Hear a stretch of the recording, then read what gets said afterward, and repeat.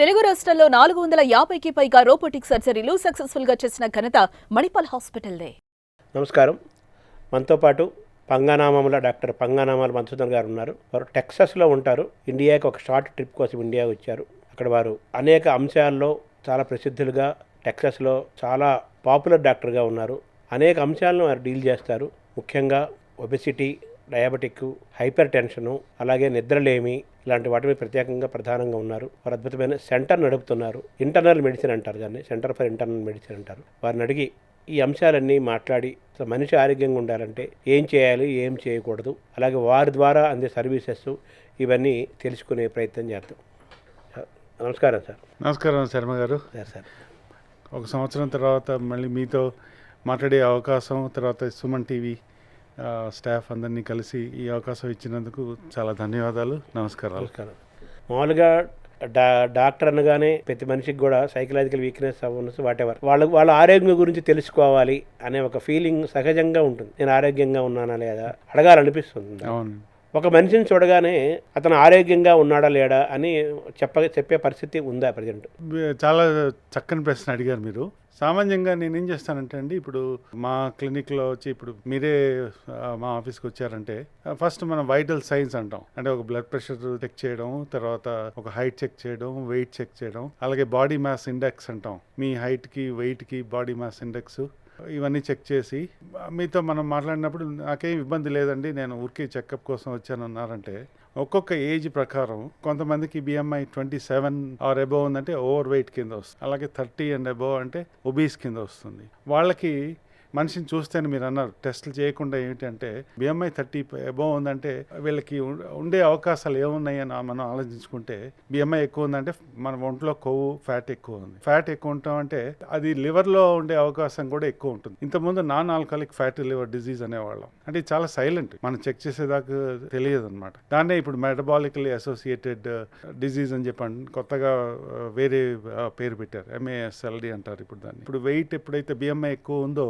Pre diabetes ఉండొచ్చు, లేకపోతే diabetes ఉండొచ్చు. ఇప్పుడు చెక్ చేసుకొని ఉంటే మీకు తెలుసు మీకు డయాబెటీస్ లేదు, కానీ చేయకపోతే ప్రీ డయాబెటీస్, అందులో ఫ్యామిలీ హిస్టరీ ఇవన్నీ అడుగుతాం, దాని దగ్గరగా ఉన్నట్టు. ఎగ్జాక్ట్. సో వీళ్ళు ప్రీ డయాబెటీస్ ఉండొచ్చు, వీళ్ళకి బ్లడ్ ప్రెషర్ బార్డర్ లైన్ ఉండొచ్చు, మెటబాలిక్ సిండ్రోమ్ అంటాం, అంటే బాడీలో ట్రైగ్లిజరైడ్స్ ఒక రకమైన కొవ్వు పదార్థాలు ఎక్కువ ఉండొచ్చు. అలాగే ఇప్పుడు ఇందాక మనం స్లీప్ గురించి మాట్లాడాము. స్లీప్ యాప్నియా అన్నది కూడా ఒక బిఎంఐ పెరిగిన తర్వాత 27 to 30 వీళ్ళని స్క్రీన్ చేసే అవసరం చాలా ఉంటుంది అనమాట. నాకేమీ లేదు అంటే సామాన్యంగా నేను అడుగుతాను అనమాట, ఏమంటే మీరు మధ్యాహ్నం కునుకు తీయాలనిపిస్తుందా, మీకు టైరింగ్ అనిపిస్తుందా? ఇవన్నీ మనకి ఎట్లా ఉంటుందంటే రోజు ఇది నేను ఎక్కువ పని చేస్తున్నాను, లేకపోతే పొద్దున్నే లేచి వర్క్ వెళ్తున్నాను అందుకని నాకు మధ్యాహ్నం నిద్ర వస్తుంది, లేకపోతే అన్నం తింటే నిద్ర వస్తుంది, ఇట్లా అనుకుంటాం. కానీ ఇలాంటి వాళ్ళని మనం స్క్రీన్ చేస్తే ఆల్మోస్ట్ 10 మందిలో 7 నుంచి 8 మందికి ఈ స్లీప్ యాప్నియా ఉండే అవకాశం కూడా ఉంటుంది. అది ఎందుకు ఉంటుందంటే ఇప్పుడు ఈ వెయిట్ పెరగటం వల్ల మనకి ఎయిర్ వేస్ మీద పడే ప్రెషరు, దానివల్ల స్లీప్ యాప్నియా. ఈ స్లీప్ యాప్నియా నుంచి యంగ్గా ఉన్నప్పుడు మీకు తెలియదు, సామాన్యంగా పక్కన ఎవరన్నా వైఫ్ వస్తారు, పక్కన ఉన్న పార్ట్నర్ ఎవరైనా వస్తే ఏమంటే ఈయన స్నోర్ చేస్తున్నారా లేకపోతే గురక పెడుతున్నారా, ఎప్పుడన్నా మీరు చూసారా అంటే చాలా మంది అవునండి నేను చూశాను, ఒక్కొక్కసారి నాకు భయం వేస్తుంది, లేపాల్సి కూడా వస్తుంటుంది, నిద్రపోతూ గురకలో ఆగిపోయినట్టు అనిపిస్తుంది. అంటే ఇలాంటివన్నీ మనం అడిగేదాకా ఇది మామూలుగా అనుకుంటారు, అదొక సమస్య అనే సంగతి కూడా వాళ్ళకి తెలియదు అనమాట. ఇప్పుడు మీరు ఇంతవరకు మనం టెస్ట్ లేకుండా మనం మాట్లాడాం. ఇప్పుడు నెక్స్ట్ స్టేజ్ వచ్చి వీళ్ళు ఆబ్వియస్లీ ఏం చేయాలి, ఇప్పుడు మరి టెస్ట్లు ఏం చేయాలంటే ఒక ఈ ఏజ్ కి కంప్లీట్ లివర్ ప్రొఫైల్ అనండి, కంప్లీట్ బ్లడ్ అంటే మీరు టెస్ట్ అనేది ఏ ఏజ్ లో కంపల్సరీ మొదలు పెట్టుకోవాలంటారు? ఇప్పుడు కనీసం 30 నుంచే మొదలు పెట్టచ్చు, వాళ్ళ ఫ్యామిలీ హిస్టరీ బట్టి. అందులో యంగ్ వాళ్ళు కూడా ఒబీస్ ఉన్న వాళ్ళు ఉన్నారు కాబట్టి 30 వాళ్ళకు కూడా మినిమం టెస్ట్లు అంటే లివర్ టెస్ట్లు అనండి, కిడ్నీ ఫంక్షన్ టెస్ట్లు అనండి, బ్లడ్ టెస్ట్లు చేస్తాం, కొలెస్ట్రాల్, అలాగే ఇప్పుడు ఈ ప్రీ డయాబెటీస్ చాలా యంగ్ నుంచే చూస్తున్నాం. థైరాయిడ్ కూడా దీంట్లో, థైరాయిడ్ కూడా ఇప్పుడు అందులో చెక్ చేస్తాం. థైరాయిడ్ లో కూడా ఎక్కువగా ఈ వెయిట్ ఉన్న వాళ్ళకి థైరాయిడ్ నాడ్యూల్స్ కూడా ఉండే అవకాశం ఉంటుంది. థైరాయిడ్ అల్ట్రాసౌండ్ చేస్తే గానీ మనకి అది తెలియదు అనమాట. బ్లడ్ టెస్ట్లో ఒకటి, తర్వాత అల్ట్రాసౌండ్ ఒకటి. అలాగే అల్ట్రాసౌండ్, అబ్డోమినల్ అల్ట్రాసౌండ్ లో లివర్, ఫ్యాటీ లివర్ కూడా కనపడుతుంటుంది. ఒకటేమో బ్లడ్ టెస్ట్ లో లివర్ ఎంజైమ్స్ అబ్నార్మల్ ఉన్నా అది ఫ్యాటీ లివర్ కావచ్చు, రెండోది అల్ట్రాసౌండ్లో కూడా కనపడుతుంది అనమాట. ఒక మనిషి బిఎంఐని బట్టి మీరు అతను హెల్త్ని టెస్ట్ చేస్తే మంచిది కదా అని ఒక ఫీలింగ్ ఒక డాక్టర్ కలిగింది. అవునండి. కొంతమంది సన్నంగా బిఎంఐకి 25 ఉంటుంది, అంత మాత్రం అతను హెల్తీగా ఉన్నట్ట, బిఎంఐ పెరిగినంత మాత్రం హెల్త్ లేనట్ట, దాన్ని ఎలా చూడాలి కరెక్ట్గా? బిఎంఐ నార్మల్గా ఉండే వాళ్ళకి అగైన్ వాళ్ళ ఫ్యామిలీ హిస్టరీ చూడాలి, మిగతా వాళ్ళ అలవాట్లు చూడాలి, స్మోకింగ్ హిస్టరీ చూడాలి, ఆల్కహాల్ హిస్టరీ చూడాలి. ఆల్కహాల్ తాగే వాళ్ళకి కూడా ఈ ఫ్యాటీ లివర్ వచ్చే అవకాశాలు ఉంటాయి. కాబట్టి మళ్ళీ బ్లడ్ టెస్ట్లో చేసే అన్ని కామన్గా అందరికీ అదే వస్తాయి. లివర్ టెస్ట్ చేయాలి, కొలెస్ట్రాల్ టెస్ట్ చేయాలి, షుగర్ ప్రీ డయాబెటీస్ టెస్ట్ చేయాలి. అవసరమైతే ఫ్యామిలీ హిస్టరీ ఉంటే ఒక ఏజ్ 35 దాటితే కనీసం ఒక ఈసీజీ 35 to 40. ఇప్పుడు అలాగే 45 సామాన్యంగా కాల్షియం స్కోరింగ్ అని చేస్తాం, హార్ట్ అర్లీగా ఏమైనా హార్ట్ డిజీజ్ ఉంటే పికప్ చేయడానికి. 45 దాటిన వాళ్ళకి స్క్రీనింగ్ కొలనాస్కోపీ, ఇదివరకు 50 ఉండేది, ఇప్పుడు 45 వాళ్ళకే స్క్రీనింగ్ కొలనాస్కోపీ చేయడం, ఇలాంటివి రికమెండ్. ఇప్పుడు అదే ఆడవాళ్ళలో చూసుకుంటే 40+ వాళ్ళకి మ్యామోగ్రామ్లు అనేది రికమెండెడ్. సో ఓవరాల్గా మీరు చెప్తున్నది ఏంటంటే 30 ఏళ్ల వయసు అప్పటి నుంచి దాటినప్పటి నుంచి కూడా డాక్టర్ని కలిసి ఇయర్లీ వన్స్ అయినా కానీ టెస్టులు చేయించుకోవాలంటారు. ఇయర్లీ వన్సా దానికైనా పీరియడ్ ఏమైనా సార్? ఇయర్లీ వన్స్తో స్టార్ట్ చేసి అవసరాన్ని బట్టి డాక్టర్ గారి, అంటే ఇప్పుడు వెయిట్ ఉంటే కొంచెం తొందరగానే రమ్మని చెప్తాం మళ్ళీ ఫాలో అప్కి. ఎందుకంటే 1 yearలో అంతా బాగానే ఉంది అనుకుంటే కొంచెం ఓవర్ వెయిట్ ఉన్న వాళ్ళు ఓబీస్ అయ్యే ఛాన్సెస్ ఎక్కువ ఉంటాయి.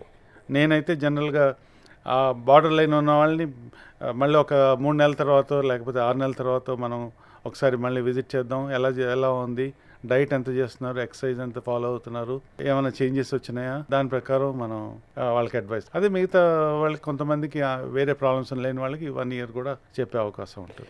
ఇప్పుడు సన్నగా ఉండటం అనేది ఆరోగ్యానికి, స్లిమ్గా ఉండటం అనేది ఆరోగ్యానికి సంకేతంగాను, లావుగా ఉండటం అనేది అనారోగ్యానికి సంకేతంగాను అని మీరు చెప్తున్నారు మీ మాట్లాడదాన్ని బట్టి. అలా కాదు, ఆరోగ్యానికి దానికి సంబంధం లేదు. ఇందాక మనం అనుకున్నట్టు వాళ్ళ ఫ్యామిలీ హిస్టరీ సన్నగా ఉన్నా కూడా మిగతా ఉండే అవకాశాలు ఉన్నాయి కాబట్టి లావుగా ఉన్నా ఆరోగ్యంగా ఉండొచ్చు. ఎగ్జాక్ట్లీ, లావుగా ఉన్న ఆరోగ్యం ఉండొచ్చు. బట్ ఈ కొన్ని లావుగా ఉన్న వాళ్ళకి ఈ టెస్టులు చేసే స్క్రీనింగ్ చేయాల్సిన అవసరం ఉంది అని అనుకోవచ్చు.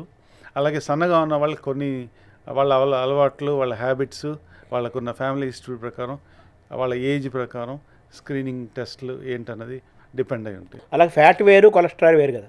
రెండు ఒకటే, కానీ కొలెస్ట్రాల్లో మళ్ళీ ట్రైగ్లిజరైడ్స్ రకరకాలు ఉంటాయి అన్నమాట. ఇప్పుడు అందులో బ్యాడ్ కొలెస్ట్రాల్, గుడ్ కొలెస్ట్రాల్, అలాగే ట్రైగ్లిజరైడ్స్ అంటాం. అవును, ముఖ్యంగా డయాబెటీస్ ఉన్న వాళ్ళకి ట్రైగ్లిజరైడ్స్ ఎక్కువ ఉండే అవకాశం ఉంటుంది. అంటే మీద మన సన్నము లావు గురించి మాట్లాడుకున్నాం, బిఎంఐ గురించి మాట్లాడుకున్నాము. కొంతమంది సన్నగా ఉండే వాళ్ళకి కూడా కొలెస్ట్రాల్ ప్రాబ్లం వస్తుంది. అవును, ఎందుకంటారు? అది సామాన్యంగా మనం ఏంటంటే డైట్, దానివల్లే మనం కొలెస్ట్రాల్ అనుకుంటాం. కానీ జెనెటిక్గా ఉండే వాళ్ళు ప్రైమరీ హైపర్ కొలెస్ట్రాలమియా అంటాం. అంటే వాళ్ళకి టోటల్ కొలెస్ట్రాల్ 300 పైన, అలాగే ఎల్డిఎల్ అంటే బ్యాడ్ కొలెస్ట్రాల్ 200 పైన ఉంటే వీళ్ళకి జెనెటిక్గా ఉండే అవకాశాలు ఎక్కువ ఉంటాయి. ప్రైమరీ అంటే దాని అర్థం ఏంటి, వీళ్ళకి ప్రిమెచ్యూర్ హార్ట్ డిజీజ్ వచ్చే అవకాశాలు ఎక్కువ ఉంటాయి. సో వీళ్ళని కొంచెం ముందుగానే స్క్రీనింగ్ చేసి వాళ్ళ ఫ్యామిలీ హిస్టరీ ప్రకారం ఇన్వెస్టిగేషన్ చేయాల్సిన అవసరం ఉంటుంది. ఇప్పుడు బిఎంఐని మనం ఎలా చూడాలి యాక్చువల్గా? నమ్మాలా, నమ్మకూడదా ఆ పారామీటర్ని? బాడీ మాస్ ఇండెక్స్ డెఫినెట్గా అదొక రఫ్ ఇండికేటర్ అండి. అలాగే మనిషిని చూసి ఫిజిషియన్స్కి జనరల్గా మనకి అర్థమవుతుంది వాళ్ళ అలవాట్లను బట్టి. వాళ్ళ ఇప్పుడు ఎక్సర్సైజ్ చేస్తున్న జిమ్కి వెళ్ళే పర్సన్కి BMI 29 ఉందనుకోండి, అది వాళ్ళు ఓవర్ వెయిట్ అని కాకపోవచ్చు. దానికి కూడా ఇప్పుడు కొన్ని అడిషనల్ స్కేల్స్ వచ్చినాయి. అది చూస్తే మన ఫ్యాట్ పర్సంటేజు, మజిల్ పర్సంటేజు, విడివిడిగా body composition. Ideally DEXA scan analysis అయితే బెస్ట్ అంటారు. అక్కడ సహజంగా చేస్తూనే ఉంటాం డెక్సా స్కాన్లు. లేకపోతే ఎలక్ట్రానిక్ స్కేల్స్లో మీకు ఇప్పుడు చాలా వాటిలో కూడా ఈ బాడీ కాంపోజిషన్ బట్టి మీరు చూసుకోవచ్చు. మీరు వెయిట్ తగ్గుతున్నా కూడా మీ మజిల్ మాస్ తగ్గుతుందా, ఫ్యాట్ మాస్ తగ్గుతుందా మనం చూసుకోవడానికి కూడా పరికరాలు చాలా వచ్చినాయి. అసలు ఒక డాక్టర్ని కలవకుండానే, కన్సల్ట్ చేయకుండానే, చూడకుండానే తనకు తాను ఆరోగ్యంగా ఉన్నాడా, అనారోగ్యంగా ఉన్నాడా, ఏమేం జబ్బులు ఉండే అవకాశం ఉందని ఒక వ్యక్తికి ఎలా తెలుస్తాయి? ఏమైనా సంకేతాలు అందుతాయి ఆ బాడీ నుంచి? ఇప్పుడు మనం మాట్లాడినవి చాలా అన్ని సైలెంట్ డిజీజెస్ అండి ఇవన్నీ. ఇప్పుడు ఎలాగైతే బ్లడ్ ప్రెషర్ ఉందనుకోండి, చాలామందికి సైలెంట్ కిల్లర్ అంటారు. చాలామందికి తెలియని కూడా తెలియదు. వాళ్ళు వచ్చినప్పుడు చూస్తే ఎక్కువ ఉంటుంది అప్పుడు దాన్ని. అలాగే డయాబెటీస్ చాలా వరకు కొన్ని జబ్బు మొదలయ్యేదాకా సిమ్టమ్స్ తర్వాత ఇగ్నోర్ చేసే అవకాశాలు ఎక్కువ ఉంటాయి అంటాం. ఇప్పుడు స్లీప్ యాప్ని అన్నాం ఇందాక, అది సామాన్యంగా మనం అందరూ గురక పెడుతున్నారు కదా అనుకుంటాం, కానీ ఎంతమందికి స్లీప్ యాప్నియా అన్నది చెక్ చేస్తున్న దానివల్ల వచ్చే కాంప్లికేషన్స్, ఏట్రియల్ ఫిబ్రిలేషన్ అంటారు. తర్వాత అంటే ఇవన్నీ కొంతమందికి మెజారిటీ కొంచెం 40లో 50లో రావచ్చు ప్రాబ్లమ్స్, కొంతమందికి 60-70 వచ్చినా రాకపోవచ్చు, కొంచెం అన్ప్రిడిక్టబుల్. ఇప్పుడు మామూలుగా మనం ఇంతవరకు కొంత జనరల్గా ఆరోగ్యంగా ఉన్నారా అనారోగ్యంగా ఉన్నాడా డాక్టర్ చూడగానే చెప్పడము, లేకపోతే కొన్ని టెస్టులు చేయించడము, అవేర్నెస్ తోటి టెస్టులు చేయించుకోవటము, అలాగే తనకు వచ్చే సంకేతాలు బట్టి చూసుకోవటం అనేది మనిషి ఆరోగ్యాన్ని తాను సమీక్ష చేసుకోవటం, ఒక స్నాప్ షాట్ లాగా చేయడం చాలా అవసరం అనేది ముఖ్యం. అవునండి. ఇంకా మీ సబ్జెక్ట్ వచ్చేసరికి మీరు ఇంటర్నల్ మెడిసిన్ అన్నారు కదా. ఇంటర్నల్ మెడిసిన్ అంటే మన జనరల్ మెడిసిన్ కైనా కంపారిజన్ ఉందా, ఇంకా డిఫరెన్స్ ఉందా? మోర్ ఆర్ లెస్ సిమిలర్ అండి. కొంచెం ఇంటర్నల్ మెడిసిన్లో కొన్ని మేము ఎక్కువ కార్డియాలజీ లేకపోతే గ్యాస్ట్రోఎంటరాలజీ ఇండియాలో కంటే అక్కడ ఎక్కువ ఫోకస్ ఉండే అవకాశం ఉందని చెప్పచ్చు.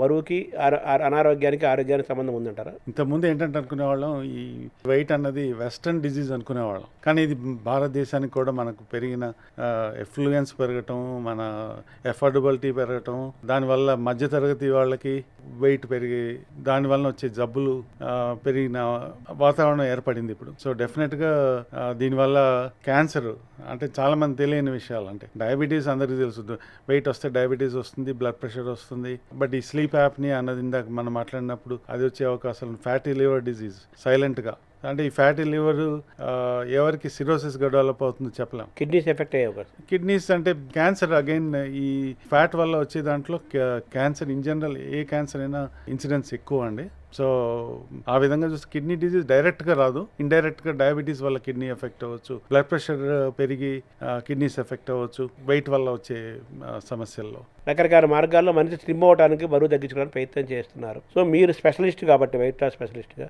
మీరు చేస్తున్నది ఏంటి, మీరు ఇచ్చే సూచనలు ఏంటి? బరువు తగ్గాలంటే ఆరోగ్యమైన మార్గంలో మామూలుగా ఏంటంటే ఇప్పుడు లైఫ్ స్టైల్ చేంజెస్ ఏమైనా అందరూ మాట్లాడుతూనే ఉంటారు, ఎక్సర్సైజ్ అనండి, యోగా. సో మనం ఏం చేద్దామంటే కొంచెం ఫార్మకలాజికల్ ట్రీట్మెంట్ మీద ఎక్కువ అంటే ఫోకస్ చేసి చూడాలి, ఎందుకంటే మిగతావన్నీ అందరూ చెప్తూనే ఉంటారు, అందరికీ తెలిసిందే. ఫార్మకలాజికల్గా ఆలోచిస్తే ఇంతకు ముందు యుఎస్లో అయితే ఫెంటర్మిన్ అనే టాబ్లెట్ ఎక్కువగా వాడుతుండేవాళ్ళం. ఫెంటర్మిన్ అంటే అదొక రకమైన యాపిటైట్ సప్రెసెంట్, మన మెటాబలిజం ఇంక్రీజ్ చేస్తుంది, అంటే ఆకలిని పెంచుతుంది, ఆకలిని తగ్గిస్తుందండి, తగ్గిస్తుంది, మన మెటాబలిజం, బాడీ మెటాబలిజం పెరుగుతుంది, ఎపటైట్ తగ్గిస్తుంది. కాకపోతే ఏమైందంటే 3 months తర్వాత దీని ఎఫెక్ట్ తగ్గిపోవడం వచ్చింది. అప్పటికి అంటిల్ 5 ఏళ్ల కింద వరకు కూడా మనకి ఎక్కువ ఆప్షన్స్ లేవు. తర్వాత ఇప్పుడు ఆల్మోస్ట్ ఈ లాస్ట్ 5 yearsలో వచ్చిన చేంజెస్, ఈ కొత్త మెడిసిన్స్ వలన, అంటే ముఖ్యంగా చెప్పుకోవాలంటే GLP-1 మెడికేషన్స్ అంటున్నాం, అంటే గ్లూకగాన్ లైక్ పెప్టైడ్ అనే రిసెప్టార్ మీద పనిచేసే మెడిసిన్స్. ఇందులో ఫస్ట్ క్లాస్లో అమెరికాలో వచ్చిన వాటిలో విక్టోజా, వెయిట్ లాస్కి వచ్చిన దాంట్లో సాక్సెండా అన్నారు దాన్ని, డయాబెటిక్స్లో విక్టోజా అని. దానికంటే ముందు బైడోరియన్ 15 ఏళ్ల కిందనే వచ్చినాయి, కానీ వాటికి ఇంత వెయిట్ లాస్ ఎఫెక్ట్ లేదు.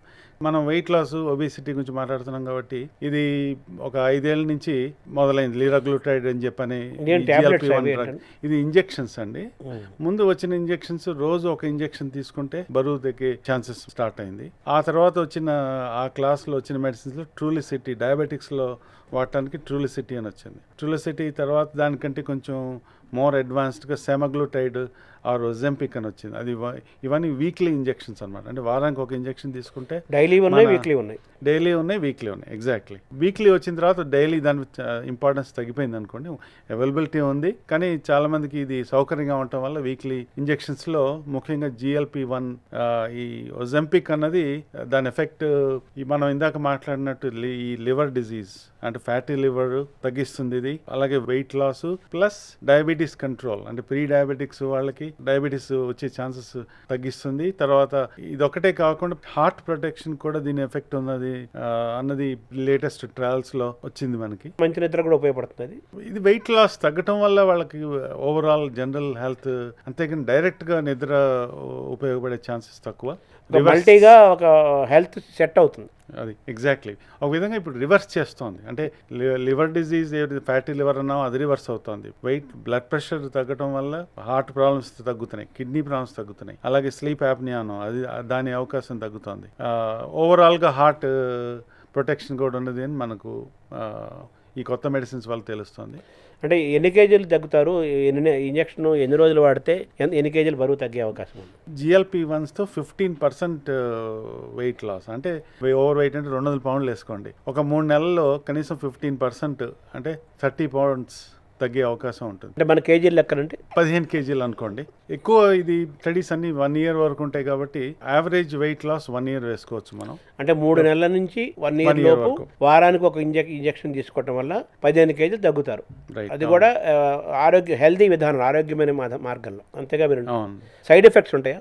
చాలా కామన్గా నాజియా, కడుపులో తిప్పడం అనేది ఫస్ట్లో స్టార్ట్ ఉంటుంది. తర్వాత రిఫ్లక్స్, యాసిడ్ రిఫ్లక్స్ పెరగటం, కాన్స్టిపేషన్, మలబద్ధకం, ఇట్లాంటివి మామూలుగా ముందుగానే ట్రీట్ చేస్తే అంత ప్రాబ్లమ్స్ రాకుండా, ఒకసారి బాడీ అలవాటు అయిపోయిన తర్వాత ఒక కొన్ని వారాల తర్వాత ఆ ఇబ్బందులు అలాగే మన డైట్లో చేంజెస్ దాని ప్రకారం చేసుకొని, ఎక్కువగా వీటి సైడ్ ఎఫెక్ట్స్ ఈవినింగ్ మనం లేట్గా తినటం వల్ల ఇక్కడ అంతా మిడ్ నైట్ బిర్యానీ అంటారు, లేకపోతే కల్చర్ పెరిగింది కదా, ఇంకా కల్చర్ పెరిగింది.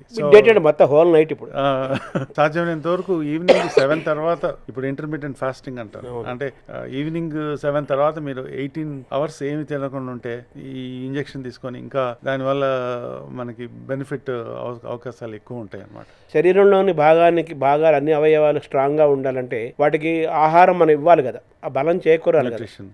మరి ఆహారం తగ్గితే వాటి యొక్క బలం తగ్గిపోదా? సామాన్యంగా మనకి ఈ ఓవర్ వెయిట్ ఉన్న వాళ్ళకి బాడీ కాంపెన్సేట్ చేస్తుందండి. డైరెక్ట్గా వీక్ అయిపోతాం అన్న భయం లేదు. మనం ఒంట్లో ఉన్న ఫ్యాట్ ఏదైతే ఉంటుందో కన్వర్ట్ అయ్యి వీక్ అయ్యే అవకాశాలు చాలా తక్కువ. కాకపోతే కొన్ని న్యూట్రియంట్స్ మానిటర్ చేసుకోవాలి, B12 లేకపోతే వైటమిన్ D అనండి, ఇలాంటివన్నీ అందుకే ముందుగా బేస్ లైన్ లాగా చెక్ చేసి కావాల్సిన వైటమిన్స్, అలాగే కొంచెం ప్రోటీన్ ఇంటేక్ ఇంక్రీజ్ చేసుకోవడం, కార్బోహైడ్రేట్ తగ్గించి, దానివల్ల ఈ మిగతా సిమ్టమ్స్ వచ్చే అవకాశాలు చాలా తక్కువ ఉంటాయి. ఇప్పుడు వీటి వల్ల ఆకలి తగ్గుతోంది. ఆకలి తగ్గటం వల్ల రకరకాల లోపల బయోలాజికల్ చేంజెస్ రావంటారా? వచ్చేవన్నీ హెల్దీ చేంజెస్ వస్తున్నాయి ఈ మెడిసిన్స్ వల్ల. దీన్ని మనం ఒక విధంగా ఏంటంటే జంప్ స్టార్ట్గా తీసుకోవాలి. చాలా మంది అడుగుతారు, ఇది తీసుకున్న తర్వాత మరి మానేస్తే మళ్ళీ వెయిట్ వస్తుందా? మనం ఇదివరకు పద్ధతిలోకి వెళ్ళిపోయి ఎక్సర్సైజ్ చేయకుండా అదే రకమైన ఫుడ్ తిని సరైన నిద్ర లేక ఉంటే మళ్ళీ మన యథా స్థితికి వెళ్ళే అవకాశాలు ఉంటాయి. అలా కాకుండా ఇది మనం తీసుకుంటున్నప్పుడు మన హెల్దీ హ్యాబిట్స్ అలవాటు చేసుకొని హెల్దీ ఫుడ్స్ డైట్ తీసుకోవడం అలవాటు చేసుకుంటే, కార్బోహైడ్రేట్స్ తగ్గించి మోర్ ప్రోటీన్ అది ఇంక్లూడ్ చేసుకున్న డైట్, అలాగే ఎక్సర్సైజు, వెయిట్ లాస్లో మనకి సక్సెస్ అయ్యే అవకాశం ఎక్కువ ఉంటుంది. తర్వాత మానేసినా కూడా వెయిట్ వచ్చే అవకాశాలు తక్కువ. యాక్చువల్గా జీవితాంతం వాడాలా ఇంజక్షన్? ఒక పీరియడ్ అయితే ఆపేయచ్చా? ఎప్పుడు ఆపేయచ్చు?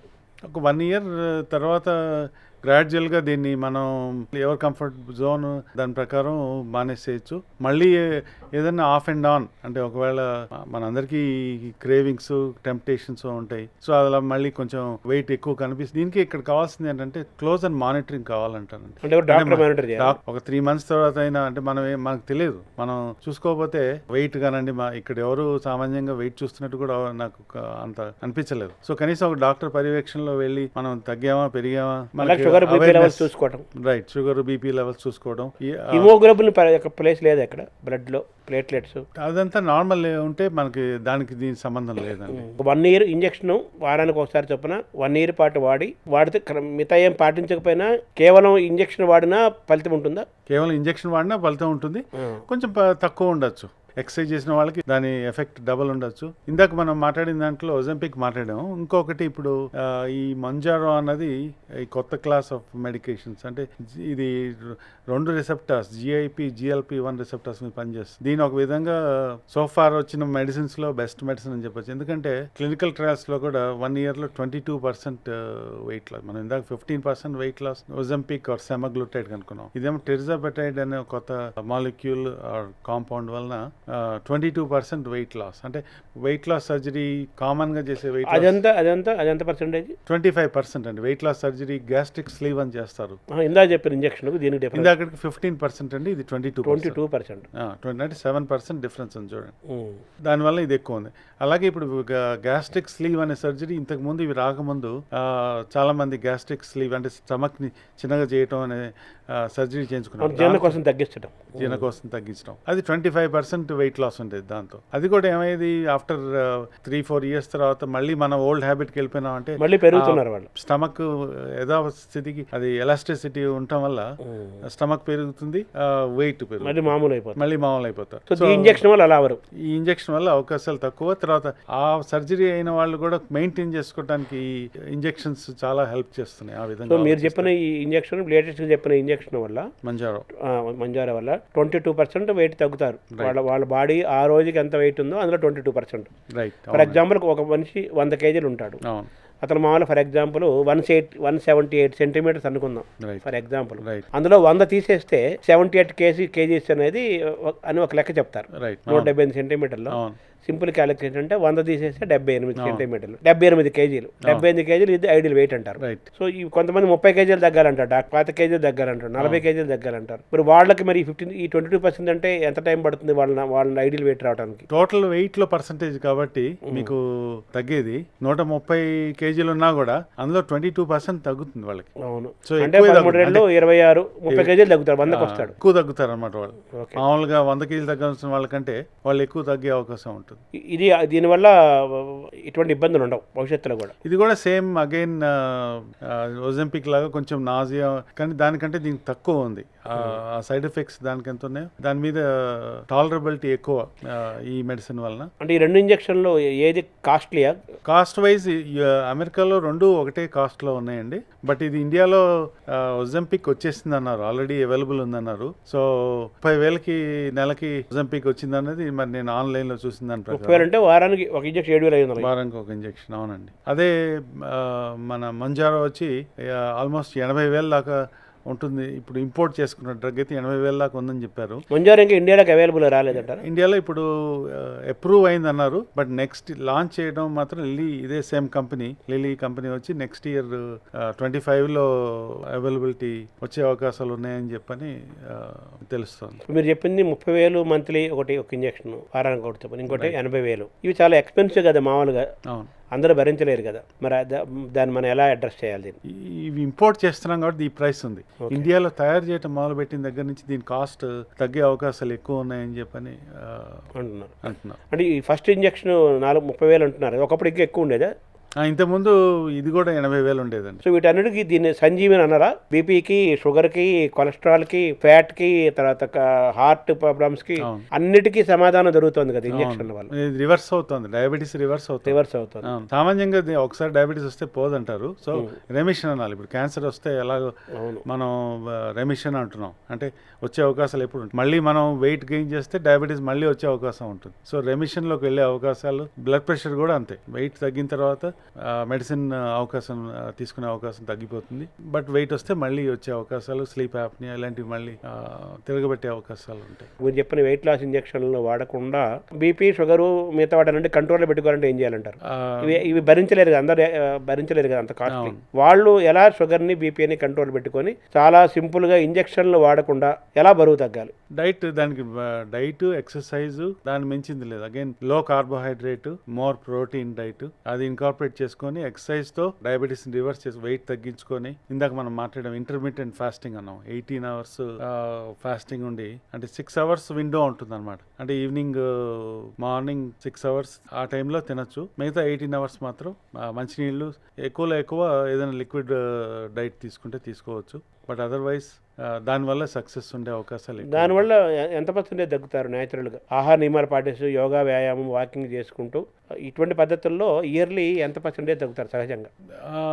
ఆ డైట్ నాకు ఎగ్జాక్ట్గా దాని నెంబర్స్ మనకి రీసెర్చ్ చేసిన స్టడీస్ ఏవి లేవండి. ఇవి కంట్రోల్ స్టడీస్ అంటాం కాబట్టి మనం చెప్పొచ్చు. కానీ జనరల్ పాపులేషన్లో మీరు అడిగిన విధంగా ఓన్లీ డైట్, ఎక్సర్సైజ్, దాంతో ఎగ్జాక్ట్ నాకు ఇప్పుడు గుర్తులేదు. కనీసం ఒక 10 కేజీలు తగ్గుతారా మనిషి ఇయర్లో? ఈజీగా తగ్గచ్చు, 10 to 15 కేజీలు. సో ఇంజెక్షన్ సంబంధించి ఒక ప్రశ్న ఉంది. ఈ ఇంజెక్షన్ యొక్క ప్రభావము కొంతమంది తినాలనే ఫీలింగ్ ఉంటుంది, ఆకలి ఓటము తినాలనే ఫీలింగ్ ఉంటుంది. వాటిని ఎలా కంట్రోల్ చేస్తుంది? అలాగే న్యూరలాజికల్గా ఉండే దాన్ని లోపల ఈ గ్యాస్ట్రో ఎంట్రో మెటాబాలిక్ వీటన్నిటిని అది ఎలా కంట్రోల్ చేస్తుంది? ఇది 2 విధాలు పనిచేస్తుంది. ఒకటి మన మైండ్ మీద క్రేవింగ్స్ అంటాం. మా బ్రెయిన్లో ఒక ఉండే క్రేవింగ్ సెంటర్ ఉంటుంది. అంటే రివార్డ్ సెంటర్, అంటే ఇది తిన్న తర్వాత మనకి హ్యాపీగా అనిపిస్తుంది. ఫీల్ గుడ్, ఒక స్వీట్ అనండి, లేకపోతే మామూలుగా మన ఏదైనా మిరపకాయ బజ్జీ ఏదైనా సరే ఆ తిన్న తర్వాత మనకి తృప్తి వస్తుంది సరే. ఆ సెంటర్ మీద ఇది యాక్ట్ చేయడం వల్ల తినకుండానే ఆ ఫీలింగ్ తీసుకొస్తుంది మనకి. అంటే మనకు తినాలని ఫస్ట్ ఆ క్రేవింగ్ తీసేస్తుంది. త్వరలో ఇది ఆల్కహాల్ డీ అడిక్షన్ కూడా అప్రూవల్ వచ్చే అవకాశాలు. 2 రకాల ఇంజక్షన్లా ఒక ఇంజక్షన్? రెండు ఇంజక్షన్లు కూడా దానికి కూడా పనికొచ్చే అవకాశాలు. అంటే డ్రగ్స్ అనండి ఇవన్నీ, ఎందుకంటే ఇవన్నీ మన అల్టిమేట్లీ మైండ్ రివార్డ్ సెంటర్ దాని మీదే పనిచేస్తాయి అనమాట. దీని సైకలాజికల్, న్యూరలాజికల్, బయోలాజికల్ అనాలి, ఎలా అనాలి యాక్చువల్ వర్డింగ్? ఇది మోర్ సైకలాజికల్ అండ్ న్యూరలాజికల్ అనొచ్చండి. ఓకే, రెండు. అండ్ రెండో మెకానిజం యాక్షన్ వచ్చి స్టమక్లో ఇది మెయిన్ జిఐ మొటిలిటీని ఎఫెక్ట్ చేస్తుంది. అంటే స్టమక్ స్లో చేస్తుంది, అంటే ఎంప్టీయింగ్ అంటాం. మనం తిన్న పదార్థం వెళ్ళిన తర్వాత స్టమక్లో నుంచి ఇంటెస్టైన్లోకి వెళ్ళటం ఒక టైం ఉంటుంది. దాన్ని స్లో చేయటం వల్ల మనకి త్వరగా ఇది ఫుల్ అనిపిస్తుంది. అంటే మామూలుగా మీరు ఎక్కువ తినే దాంట్లో సగమే తింటారు, లేకపోతే కొంతమంది పావు వంతు వరకే తినొచ్చు. తగ్గిపోతుంది ఆ తినే క్వాంటిటీ తగ్గిపోతుంది. తర్వాత ఫుల్నెస్ చేయగానే మీకు సాటిస్ఫాక్షన్ కూడా అర్లీగా వచ్చేస్తుంది. బాగుంది. అయితే బోన్ స్ట్రెంగ్త్ పెంచుకోవాలి కదా, మరి ఎలా పెరుగుతుంది ఈ నియమాల? బోన్ స్ట్రెంగ్త్ మెయింటైన్ అవుతుంది? బోన్కి దీనివల్ల ఏం ఎఫెక్ట్ కాదండి. మా బోన్ ఫ్యాట్ మాత్రమే. అవును, చాలా మందికి ఏంటంటే ఇది మజిల్ కూడా మనం లూజ్ అయ్యే ఛాన్స్ ఉంటుంది, మనం వీక్ భయం ఉంటుంది. అవును, భయం ఉంటుంది. ఇంతవరకు మనం చూసిన ట్రయల్స్ అనండి, ఎక్స్పీరియన్స్ అనండి, మజిల్ని బోన్ని ఎఫెక్ట్ అయినట్టు ఎక్కడ ఎవిడెన్స్ లేదు. ఇప్పుడు మామూలుగా ఈ మజిల్ పవర్ పెరగటం కోసం మాంసకృతులు తీసుకోవాలంటారు. ఇప్పుడు ఈ ఇంజక్షన్ ద్వారా మాంసకృతులు ఎలా మెయింటైన్ అవుతాయి? అది మామూలు మనం కొంతమంది ప్రోటీన్ షేక్స్ తీసుకోవచ్చు అండి, ఎక్స్ట్రా ప్రోటీన్ సప్లిమెంట్స్, లేదా మన రెగ్యులర్ డైట్లోనే న్యూట్రిషన్ వాళ్ళతో మాట్లాడి దానికి ఈక్వలెంట్ మాంసకృతులు ఎలా తీసుకోవాలో వాళ్ళ పర్యవేక్షణలో చేస్తే దీన్ని బెనిఫిట్స్ ఎక్కువ ఉంటాయి. కొంతమందికి నిద్ర రాదు, కొంతమందికి ఏమో నిద్ర మధ్యలో లేచి కూర్చుంటారు, కొంతమంది అసలు నిద్రే పట్టదు, కొంతమంది నిద్ర తగ్గిపోతుంటుంది, కొంచెం బాగా నిద్రపోయి లేవటం ఉంటుంది. ఇలా ఒక డిజార్డర్ ఉంటుంది. సో దీనికి వైద్యం ఉందా? వాళ్ళు హ్యాపీగా కంఫర్టబుల్గా నిద్ర వచ్చి నిద్రపోయే అవకాశాలు ఉన్నాయా? ఒక్కొక్క ఏజ్ బట్టి దాన్ని ట్రీట్ చేయాల్సిన అవసరం ఉన్నదని నా అభిప్రాయం. ముఖ్యంగా ఎందుకంటే ఈ నిద్ర సమస్యలు అన్నది ఒక విధంగా చూసుకుంటే యంగ్ వాళ్ళలో ఒక రీజన్ వల్ల వస్తుంది. అంటే ముఖ్యంగా స్టూడెంట్స్ ఉన్నారనుకోండి, వాళ్ళకి వచ్చేది డిలేడ్ స్లీప్ ఫేజ్ డిజార్డర్ అంటాం. అంటే ఏంటి, వీళ్ళకి పరీక్షల వల్ల నైట్ లేట్గా చదవటం అలవాటు. దానివల్ల బాడీ క్లాక్ డయర్నల్ సిస్టమ్ ఏదైతే ఉంటుందో అది మూవ్ అయిపోయి రోజు మీరు 2 వరకు చదువుతున్నారు లేదా 4 వరకు చదువుతున్నారు అనుకోండి, మీ క్లాక్ అక్కడికి షిఫ్ట్ అయిపోతుంది. సో డిలేడ్ స్లీప్ ఫేస్ అంటాం అనమాట. ఇది టెంపరీ అనమాట. సామాన్యంగా డిలేడ్ స్లీప్ ఫేస్ సిండ్రోమ్, దీనికి ఒక్కొక్కసారి మెలటోనిన్ అని చెప్పని న్యాచురల్గా వస్తుంది. ఎవరన్నా టెంపరీగా దీనివల్ల నాకు నిద్ర రావట్లేదు బాధపడుతున్నారు అంటే అలాంటివి వేసుకోవచ్చు. మెలటోనిన్ అనే టాబ్లెట్స్ వస్తాయి, అది చేయొచ్చు. మాత్రం అది ఎలా బాడీలోనే మెలటోనిన్ అన్న పదార్థం వల్ల మనకి నిద్ర ఎక్కువ వస్తుంది. హార్మోన్ అది, ఇదొక కాంపౌండ్. మెలటోనిన్ అనే కాంపౌండ్ కెమికల్ అనుకోండి, బాడీలో హార్మోన్ కాదు అది. Okay, chemical compound melatonin transmitter అనండి. మామూలుగా బాడీలో దాన్ని మనం ఎక్స్ట్రాగా టాబ్లెట్స్గా తీసుకుంటే న్యాచురల్గా కూడా స్లీప్ సైకిల్ మళ్ళీ మూవ్. ఇదే ఎల్డర్లీ పీపుల్లో చూసుకుంటే అడ్వాన్స్ స్లీప్ ఫేస్ అంటారు. అంటే వాళ్ళు త్వరగా పడుకుంటారు, అంటే 7-8 పడుకుంటారు, అర్లీ టు బెడ్. బట్ వాళ్ళకి మెలకువ కూడా 2 వచ్చేస్తుంది, అర్లీ టు రైజ్. సో అది కూడా ప్రాబ్లమే. సో అలాంటి వాళ్ళకి డిలేడ్ ఇది అడ్వాన్స్డ్ స్లీప్ ఫేస్ అంటాం. యంగ్ వాళ్ళేమో డిలేడ్ స్లీప్ ఫేస్ అంటాం. సో వీళ్ళకి కొంచెం డిఫరెంట్ ప్రాబ్లమ్స్ ఉంటాయి. ఎల్డర్లీ వాళ్ళలో ఉండే ప్రాబ్లమ్స్ డిప్రెషన్ ఉండొచ్చు, ఒక్కొక్కసారి ఒంటరితనం. ఎగ్జాక్ట్లీ. పిల్లలు ఇక్కడ లేకపోవడం, ఇప్పుడు విదేశాల్లో ఉంటాం. మామూలుగా ఏంటంటే ఇప్పుడు ఒకసారి కొన్ని నిద్ర మాత్రలు ఉన్నాయి, యాంబియన్ అనండి, లేకపోతే జోల్పిడెమ్ అంటాం దాని కాంపౌండ్, రకరకాలు ఉన్నాయి. ఎల్డర్లీలో సామాన్యంగా నేను ఈ యాంగ్జైటీ యాంటీ డిప్రెసెంట్ ట్రెజోడాన్ అని అట్లాంటి మెడికేషన్స్ అయితే సైడ్ ఎఫెక్ట్స్ తక్కువ ఉంటాయి. అలాగే వాళ్ళ ఈ లోన్లీనెస్ దాన్ని ట్రీట్ చేయొచ్చు, అలాగే నిద్రని ట్రీట్ చేసే అవకాశాలు ఎక్కువ ఉంటాయి. తర్వాత మనం ఇంకొంచెం నెక్స్ట్ స్టేజ్ మోర్ 30-40లో వాళ్ళకి వర్క్ ప్రెషర్లు ఎక్కువ, ఒక్కొక్కసారి షిఫ్ట్ ఫేజ్ డిజార్డర్ అంటాం. మన చాలా మంది అగైన్ నైట్ ఒక్కోసారి ఒక్కో షిఫ్ట్ లో కొన్ని రోజులు చేస్తుంటారు, కొన్ని రోజులు ఒక షిఫ్ట్, కొన్ని రోజులు ఒక షిఫ్ట్. ఎగ్జాక్ట్లీ, దాన్ని షిఫ్ట్ వర్క్ డిజార్డర్ అంటాం. సో వాళ్ళకి వచ్చే ఇబ్బందులు అలా ఉంటాయి. వాళ్ళకి కూడా సామాన్యంగా ఒక్కొక్కసారి ఈ మెలటోనిన్ అనే న్యాచురల్ దాన్ని తీసుకొని, లేకపోతే చాలామంది ఈ యోగా అనండి, లేకపోతే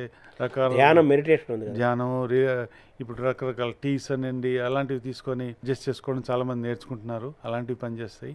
మరి నిద్ర లేకపోవడం అనేది శారీరకమా మానసికమా, దాని ఎలా చూడాలి? రెండు కలిసి ఉంటాయా? మోర్ మానసికమే ఎక్కువ అండి. ఫ్యామిలీ సిచ్యువేషన్స్, ఫైనాన్షియల్ స్ట్రెస్ ఉండొచ్చు, లేకపోతే జాబ్ స్ట్రెస్ అనండి. ఒక్కొక్క స్టేజ్లో ఒక్కొక్క ప్రాబ్లమ్స్. విద్యార్థి స్టేజ్లోనేమో పరీక్షల వల్ల ఉండే స్ట్రెస్ ఉండొచ్చు. ఒకటి మర్చిపోకూడదు ఏంటంటే టీవీ. అసలైంది టీవీ. మొబైల్ వచ్చింది, ఇప్పుడు మొబైల్ టీవీ రెండూ ఉన్నాయి. బెడ్రూమ్లో టీవీ, అసలు బెడ్రూమ్లో టీవీ ఉండకూడదు అంటారు సామాన్యంగా ఈ ప్రాబ్లమ్స్ ఉన్న. దాన్ని మొబైల్ డామినేట్ చేసేస్తుంది. అవును, మొబైల్ బ్లూ లైట్ ఏదైతే వస్తుందో, మనకేం తోచకపోతే ఏం చేస్తాం, ఫోన్ తీసి, అంటే బ్రెయిన్ స్టిమ్యులేట్ చేస్తుంది. కొంతమంది ఏం చేస్తారంటే సరే బుక్స్ రీడ్ చేయొచ్చేమో అనుకుంటారు, కానీ సామాన్యంగా బెడ్లో ఉన్నప్పుడు ఈ స్లీప్ హైజీన్ అంటారండి ఇక్కడే, డెవలపింగ్ ప్రాపర్ స్లీప్ హైజీన్. పుస్తకాలు చదువుతున్నారు అనుకోండి, రోజు నిద్ర పడట్లేదని, బాడీ ఉన్న మైండ్ ఆ రెండు దానికి అలా అలవాటు పడిపోతుంది. అంటే బెడ్లో కూడా మీరు చదువుతున్నారు కాబట్టి మైండ్ యాక్టివ్గా ఉంటుంది.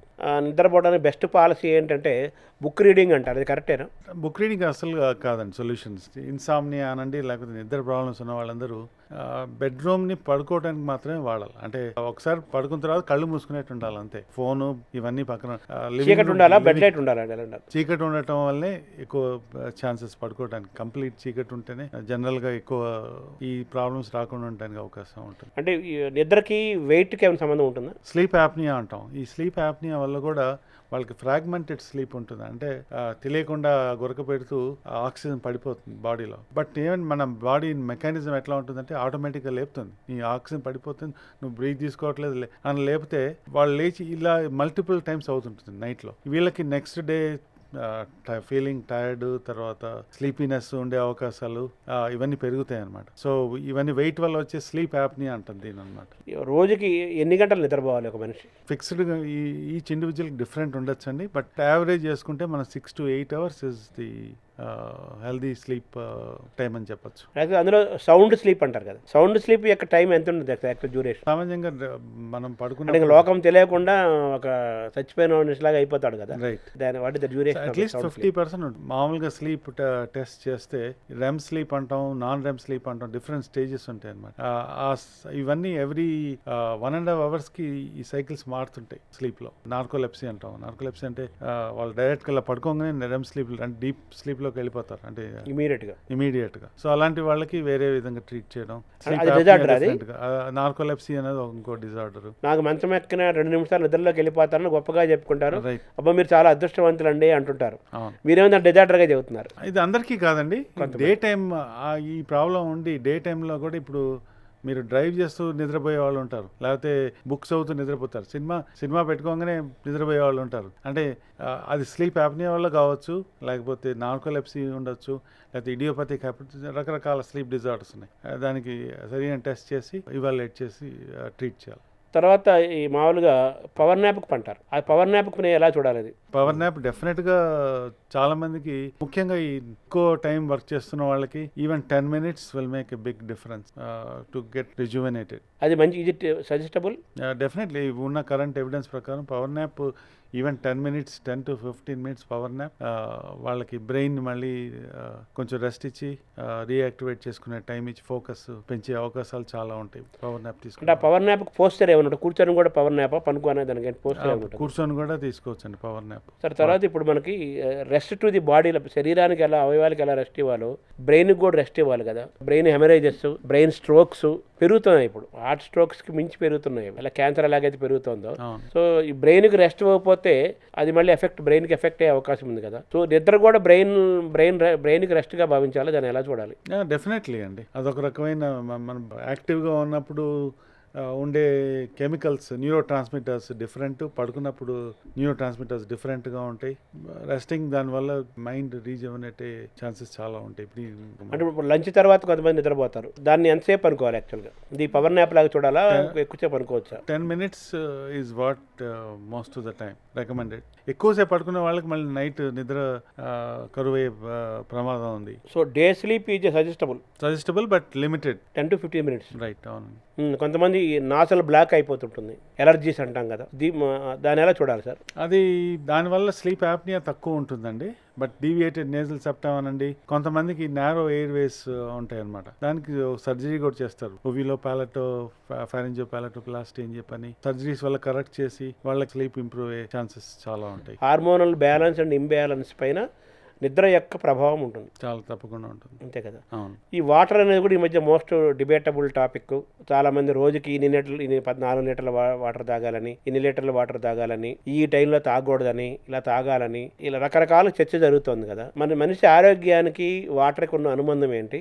వాటర్ రోజుకి ఎన్ని లీటర్లు తాగాలి, ఎప్పుడు తాగాలి, దానికి ఏమైనా సైన్స్ ఉందా? మీరు మెడికల్గా ఏం చెప్తారు? చాలా మంది రకరకాలుగా చెప్తుంటారు. కొంతమంది 15 లీటర్లు తాగాలంటారు, కొంతమంది అంటే 10 కప్పులు లేకపోతే 10 లీటర్లు సరిపోతుంది, లేకపోతే డిఫరెంట్ ఎక్స్పీరియన్స్ ప్రకారం వాళ్ళు చెప్తున్నారు. మన బాడీకి ఈ వాటర్ తీసుకున్న తర్వాత కిడ్నీ ఎంత హ్యాండిల్ చేయగలన్నది క్వశ్చన్. సో మన కిడ్నీ అప్ టు 20 liters వరకు ఏ ప్రమాదం లేకుండా in day kidney per day 20 liters వరకు దాని కెపాసిటీ అది అంటే 20 liters దాటితే ప్రాబ్లమ్స్ వచ్చే ఛాన్సెస్ ఉంటాయి. కొంతమందికి ఈ వాటర్లో ఉన్న ప్రాబ్లమ్స్ బట్టి ఎక్స్ట్రా వాటర్ తీసుకోవాలి. అంటే ఇప్పుడు మూత్రపిండాల్లో రాళ్ళు ఉన్న వాళ్ళు అండి, లేకపోతే మైగ్రేన్ హెడేక్స్ అనండి, యూటీఐ యూరినరీ ట్రాక్ట్ ఇన్ఫెక్షన్స్ తరచుగా వచ్చేవాళ్ళు, వీళ్ళకి కొంచెం మామూలు దానికంటే ఎక్కువ వాటర్ తీసుకుంటే లాభం ఉందని స్టడీస్ చెప్తారు. ఆకలి తగ్గించడానికి కూడా వాటర్ పనిచేస్తుంది. వాళ్ళు చేసిన స్టడీ ప్రకారం actually 1.5 liters in a day increase చేస్తే వెయిట్ తగ్గిన వాళ్ళు ఉన్నారు. అంటే ఆల్మోస్ట్ 500 liters తినే ముందు, లంచ్ ముందు, డిన్నర్ ముందు, ఈవినింగ్ అంటే వాటర్తో కడుపు నిండిపోతుంది కాబట్టి తినలేకపోవటం తగ్గుతుంది. ఎగ్జాక్ట్లీ, కన్జంప్షన్ తగ్గుతుంది. వెయిట్ లాస్ దీని బెనిఫిట్ ఉంది. స్కిన్ టోన్ దానికి కూడా some studies to show that. అంటే వాటర్ బాగా తాగటం వల్ల, ఎక్కువ తాగటం వల్ల యూత్ఫుల్నెస్ ఉంటుంది, స్కిన్లో యవ్వనం ఉంటుంది అని చెప్పి కొంతమంది వాటర్ తాగుతుంటారు. సినిమా వాళ్ళు, నాకు కొంతమంది తెలిసిన వాళ్ళు, ఆయన వాటర్ తాగుతుంటాడు. ఒక పెద్ద స్టార్ అతను. ఏంటంటే ఆయన చెప్పాడు అనమాట, ఈ వాటర్ అయినా మనం యంగ్గా ఉంచుతుంది స్కిన్, అందుకని ఎక్కువ వాటర్ తాగుతుంటారు. ఇది కరెక్ట్ సార్? అది దానికి ఎవిడెన్స్ లేదండి. ఈ మధ్యనే కూడా కొంత మెటా అనాలిసిస్ అంటారు, అంటే డిఫరెంట్ ట్రయల్స్ చూసిన దాని ప్రకారం కూడా వాళ్ళు తేల్చింది ఏమిటి అంటే మీకు దాహం అయినప్పుడు మంచినీళ్ళు తాగటం అన్నది అడ్వైజబుల్. అంతేగాని మిగతా కొన్ని మనం మాట్లాడిన ఎక్స్ట్రా మైగ్రేన్స్ అనండి ఇంకో ఉంటే దానికి ఎక్స్ట్రా తీసుకుంటే దాంట్లో బెనిఫిట్ ఉంది. బట్ మిగతా వాళ్ళకి పెద్ద రొటీన్ వాళ్ళకి ఎక్స్ట్రా వాటర్ వల్ల బెనిఫిట్ లేదు. అంటే మనం ఆకలి అయినప్పుడు ఆహారం తీసుకున్నట్టుగా, నిద్ర వచ్చినప్పుడు నిద్రపోయినట్టుగా, దాహం వేసినప్పుడే మంచినీళ్ళు తాగాలండి. ఎగ్జాక్ట్లీ. సో మిగతా ఏంటంటే ఇనిషియల్ ఇష్యూస్ ఉంటే, డిజార్డర్స్, ఇల్ హెల్త్ ఏదైనా ఉంటే దాన్ని బట్టి వాటర్ కన్జ్యూమ్ చేయాలి. ఇప్పుడు మైగ్రేన్ హెడేక్స్ ఉంటే వాటర్ ఎక్కువ తీసుకున్న వాళ్ళకి, అంటే 1.5 liters ఎక్కువ తీసుకున్న వాళ్ళకి హెడేక్స్ తగ్గిన దాఖలాలు ఉన్నాయి. అలాగే వెయిట్ లాస్, కొంతమందికి వెయిట్ లాస్ ఎవిడెన్స్ ఉంది. వెయిట్ లాస్ అంటే ఫుడ్ ఇంటేక్ తగ్గటం వల్ల తగ్గుతుంటారు. ఎగ్జాక్ట్లీ, ఇండైరెక్ట్ ఎఫెక్ట్ అది. సో ఓవరాల్గా వాటర్ యొక్క పాత్రని మనం చూడాలంటే, వాటర్ తీసుకోవటం వల్ల స్కిన్ బాగుంటుంది, అలాగే నిద్ర బాగుపడుతుంది, నిద్ర అంటే మైగ్రేన్ నొప్పులు తగ్గుతాయి, రైట్, యూరిన్ ఇన్ఫెక్షన్స్ తగ్గుతుంది. ఆ మనిషి యొక్క కండిషన్స్, వాళ్ళ పరిస్థితులు బట్టి ఎంత తీసుకోవాలి, ఎప్పుడు తీసుకోవాలి అనేది ఉంటుంది. అది తెలుసుకొని మాత్రమే మనం వాటర్ తీసుకోవాలి, కానీ ఎన్ని లీటర్లు తీసుకోవాలనేది అందరికీ కామన్గా ఒకటి కాదు. డాక్టర్తో మాట్లాడుకొని, ఇప్పుడు కంజెస్టివ్ హార్ట్ ఫెయిల్యూర్ ఉంటుంది అంటాం, వాళ్ళకి ఇన్ఫ్యాక్ట్ వాటర్ రిస్ట్రిక్షన్ చెప్తారు. అంటే 1.5, కొంతమంది 1.2, 1.5 liters మధ్యలో, అంతకంటే ఎక్కువ తీసుకోదు. అలాగే ఇప్పుడు కిడ్నీ ప్రాబ్లమ్స్ ఉన్న వాళ్ళకి, సో వాళ్ళ డాక్టర్లు చెప్పిన దాని ప్రకారం తీసుకోవడం అవసరం. సో వాటర్ కూడా మన బాడీ సంకేతం బట్టి తీసుకోవాలి. ఇంకేదైనా ఉంటే యాజ్ పర్ డాక్టర్స్ అడ్వైజ్ ప్రకారం వాటర్ కన్జంప్షన్ మనం చేయాలి. రైట్. Thank you sir. నమస్కారం. నమస్కారం అండి, ఈ అవకాశం ఇచ్చినందుకు.